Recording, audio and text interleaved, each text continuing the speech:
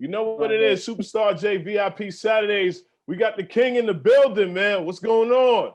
You dig. Hey, man, ain't nothing, man, but some prosperity. Now I gotta, first salute you. The album's crazy. I'm very confused because I want to play Damani record. I want to play Moon Juice. I want to play, you know what I mean? I want to play Ring. I want to, you know what I'm saying? I want to play the record with Mozzie and Benny. It's so many to choose from. Right on. And congratulate just being independent and making this album a classic. Man, I think that was our definite intention. That's what we set out to do. And I'm not really interested in releasing the album if it's not gonna be better than my last albums. That's always been the focus and intention. That's it. I think this time, because we had so much more freedom, we've always had creative control, but I mean, it's just kind of like working within a major system. The money is extremely good, and you get a lot more money to throw around and do stuff you want to do. But it's kind of like making a U-turn in a school bus. Wow. You know what I'm saying? Versus making a U-turn in a Hellcat. You dig? That's kind of how I see a major label system versus the independent system. And I think that working with Empire, with Gazi and Nima and the rest of the guys there, a lot more collaborative, a lot more flexible, which gave me a lot more freedom to like just experiment and creatively kind of like do things that I probably either would not have had the time or the support in doing if I was at a major. Wow. That's good. So I know you speak a lot about family values, and I just wanted to know, how was it working with both your older sons, Damani and Messiah, on Family Connect? Man, that was the dopest experience I've ever had. You know what I'm saying? Dope for me to listen to. Yeah.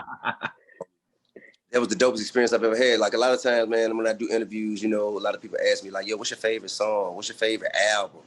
And I've never had an answer. I always say, give them something generic, kind of like, yo, well, they all like my children, but none of them had my children on them. So now, you know what I'm saying, my actual son produced the record, and my other son appears on the record alongside me, or I appear alongside him, however you want to, look at it. That's my favorite. Like that's the greatest song I feel like I've ever done. You know what I'm saying? It's definitely more purposeful. I could retire now, and be like, yeah, I'm cool. No, we can't let you retire. We can't let you retire yet. Now, Tip, I gotta ask you, a lot of people don't really know how many people you put on. You know what I'm saying? As far as artists, I know you gotta be like excited that Little Duval went, I think, platinum on a single. Like that's my natural partner. We also got a record that I want y'all to support called Don't Worry, Be Happy. You know what I'm saying? He and I collaborated on this, and it really came from me just calling Duval like, hey bro, you know what you need to do? Don't worry, be happy. Cause just looking at Instagram, just kind of, that's his vibe. Like, you know what I'm saying? Like, man, I don't care about this, I don't care about that. All I care about is, peace and elevating my mind, keeping everybody around me happy and, and successful. So to be honest with you, don't worry, be happy is the vibe. That's kind of like his campaign slogan. I feel like that should be his tagline on everything. So I called him and suggested it to him, and he found somebody to make the beat. And I heard it, I was like, boy, this dope. And he was like, good, I'm glad you feel that way, get on it. And so, you know what I'm saying, I went on and did a verse. And because it's very, like, to teeter the line of of that record, you got to work hard to make sure that shit ain't corny. Yeah. You know what I'm saying? That shit could be generic and kind of like, just a placeholder for the cornfield. So what we had to do is put a lot of ourselves and a lot of reality into it. That's, the approach I took. And when we did it, and then we went and shot the video, man, you know what I'm saying? Gabe did the video for us. And it was, just a super dope experience, man. We met some new friends. We went under the underpass, man. Kicked it with some homeless cats. Mm-hmm. Wow. and like really, really sat down in their environment, you know, kicked it, smoked with them. You know what I'm saying? We smoke, and then we had to smoke together collectively, but separately. You know. Yeah. Okay. So let me ask you a question. With all your success, not only in music, but not only with television and movies, what keeps you motivated to still make music and put out an album like this? Because this is epic. I mean, thank you, bruh. Life, my experience, things I observed. You know what I mean? As you see, if you follow me on Instagram, you see I'm an opinionated person. Absolutely. I have thoughts and views and ideologies that, you know, I don't mind sharing with the rest of the world. And doing that through music is the only way I can do that, where you can't interrupt me. You can't cut me off. If it's a song, you're gonna listen to it, especially if it's jamming. You know what I mean? And whether you agree with me or not, you're gonna listen because it's jamming. And I think that's a way to kind of force people into considering perspectives other than their own. And that's a way to force people to learn something if they wouldn't go about the traditional, conventional methods of educating themselves. Okay. No, so you got a favorite record, right? So I got a favorite record. It's tearing these clubs up here in New York City. The ones that are open. I feel like it's doing great with, you know, with us on radio, you know. Ring. Tell the people about Ring. Hey, it's always a treat when me and Thug meet, man. You did. Yeah. I can't say enough about whatever that chemistry is. We really just get in there and just fuck around. We just, you know what I'm saying? We just get in there and fuck around. Most of the time, we talking shit. He playing video game. We just going with we just will kind of consult with one another about the shit that's going on in pop culture. You know, it might be politics. It might be, you know, he might say, hey, Tip, okay, so why the fuck I need to give a fuck about this fuck? He's like, Slime. Yeah. And why should I give a fuck? I'm already rich. Why should I care? You know what I'm saying? And I break it down to him like, well, you know, the people who you love that might not have the same shit as you, they still got to live out here in the world. And they gonna live with whatever world we create for them. And us being people of affluence, people that have luxuries in abundance, it might not hit us, but it might hit, you know, our cousins, uncles, aunts, partners that may not be able to afford some of the shit to, you know, insulate themselves the way we insulate ourselves. And, you know, he's like, yeah, okay, all right then. And I'm like, so you gonna vote? He's like, I probably still ain't gonna fuck with it, but all right, ain't good. You know what I'm saying? But us being able to have kind of like that dialogue and that exchange, it creates a dope energy within the music. You know what I'm saying? And I think that's what people feel, even more so than what they hear. They feel that there's a mutual respect there. I want to get into this question. I know, I think nobody has ever asked you this. Who is your top 5 actors as far as rappers? My top 5 actors as far as rappers are concerned. Tupac, in no order. Huh? In no order. Tupac, Cube, LL. Let me see. Not including you, because you know. I was gonna say myself. I mean, nah, I ain't even gonna include myself. No. Are we counting Childish Gambino as a rapper? What do y'all think? I think yes. so. I think so. Yes. Absolutely. Yes, okay. Absolutely. He dope. He good at what he do. I could tell. You know what I mean? For movies though, he ain't ever been in a movie. I like the series. Nah, but I'm saying he done. But he get movies. Niggas like us don't get. You see what I'm saying? Okay. Have you ever seen, I believe it's Parks and Recreation. If I'm not, is that the community college? I think he was in Community with Chevy Chase. Oh, okay. And, like he get roles that we ain't gonna get. You see what I'm saying? He does a lot of sci-fi. Yeah, Like a and he was movie. in Star Wars, if I ain't Yeah. mistaken. Oh wow, my bad. Star So Wars. Yep. I'm you saying, got like, that four.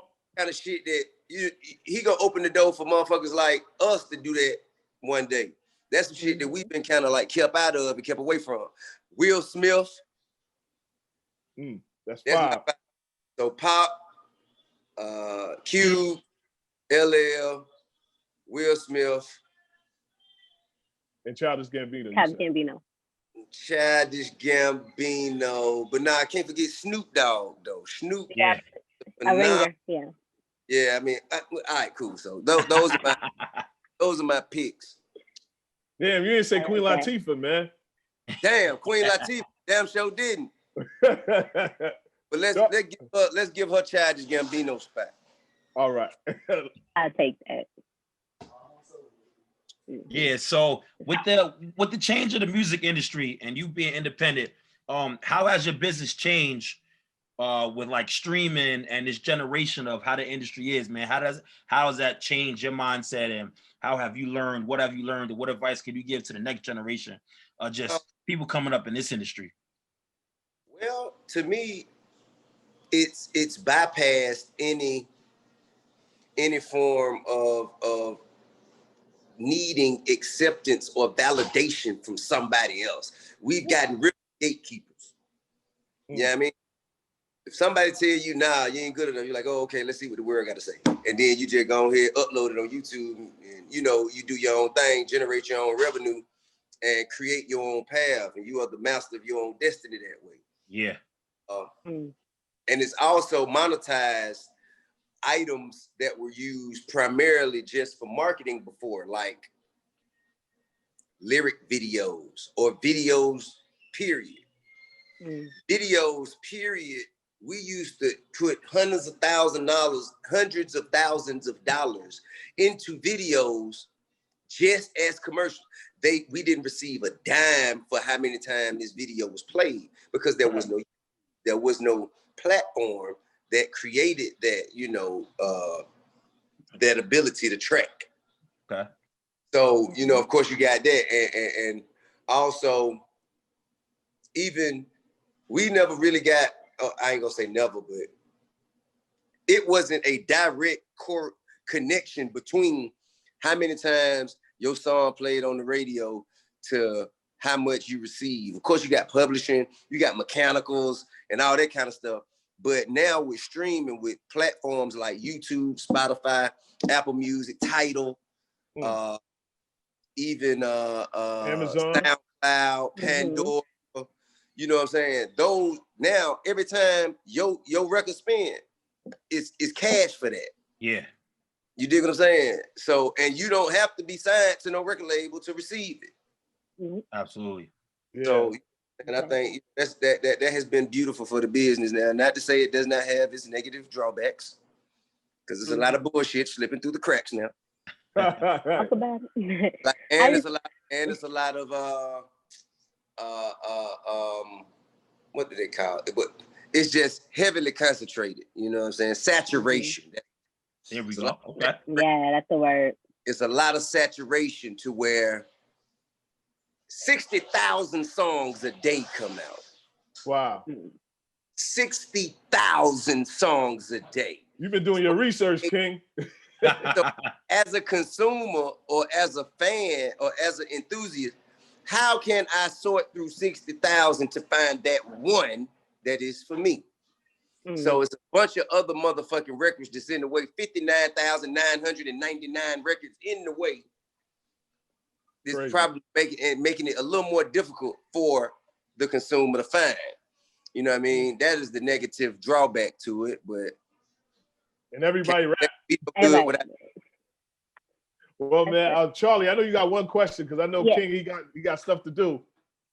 So I want to know the transition from Mr. Rubber Band Man to Libra. What is that transition like? How would you describe that? The growth, I should say. Man, how old are you? I'm 29. Okay, so you remember yourself at 13?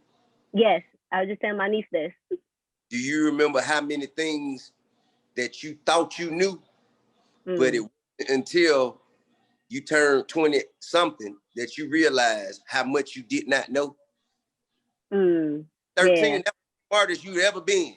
That was the most brilliant you've ever been in your life. You knew as much then or more then than you had ever known any other time in your life. So you thought you were, and it took for you to get older, to learn more, to evolve, and, you know, I mean, mentally, spiritually, emotionally, in order for you to kind of come to an understanding, man, I didn't know shit. Wow. So that is the evolution. I got that. You know, me at Rubber Band Man to me right now, you know what I'm saying? I didn't even know how much I didn't know. I thought I was smart. That was the smartest I'd ever been. You know what I'm saying? I read a few books. I knew some shit. But life experience, you know, bumping my head and taking these lumps, learning these lessons, you know what I'm saying? That shit, it brought me a level of understanding and consciousness and just intelligence that is, you know, is immeasurable. I wouldn't trade it for the world. A lot of motherfuckers say, hey, old man, yeah, I wouldn't pay to be a young nigga again. I wouldn't. Man, it's so y'all don't know. Y'all don't even know you don't know. You have no idea. I'm talking about motherfuckers really just talking over your head. And you don't even care. Like when young nigga be like, man, I want to hear that shit, man. I want to hear all that shit. That means you don't know. See? I mean, I don't know what you're talking about, so I don't even want to get started with it. Word. See, you don't even understand that you don't understand. And it ain't gonna be till you get my age till you say, damn, I wish I knew then what I know now. What I know now. Man, I feel man. about it. I appreciate you. Explain it. I appreciate you. We're gonna get into this Moon Juice. Thanks for stopping by. You know, big special with the Libra special with the King. Sir. And I appreciate you. Love, respect.